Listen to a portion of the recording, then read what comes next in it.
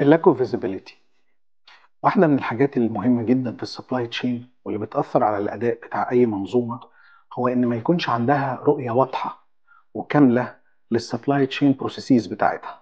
خطأ كبير بيقع فيه ناس كتير قوي، بيبقوا عايزين إن هم يجروا بسرعة بالبروسيس وينفذوا، وهو متخيل إن هو باصص على الفول فريم ورك من غير ما يبقى واخد باله الاند تو اند المفروض يكون عامل ازاي. خطر ممكن يواجهه بعد كده وهو إن يجي في النص ويقف. انا ما عملتش حسابي هتحرك من الخطوه دي للخطوه دي ازاي. عشان كده الاند تو اند فيزيبيليتي مهمه جدا. الاند تو اند فيزيبيليتي بتساعدك على الديسيجن ميكنج.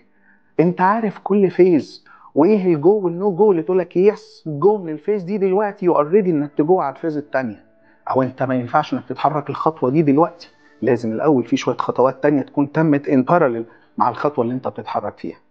الاند تو اند بتفيدك وانت بتعمل الاستراتيجيك بلان بتاعتك، انك مش بس بتفكر على الاوبجكتيف الفاينل او الجول والتارجت اللي انت عايز توصله، انت بتشوف الستبس اللي انت هتعملها واحده واحده من البدايه لغايه النهايه.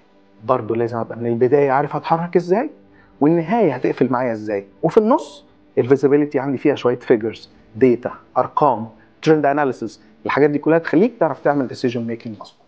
شكرا.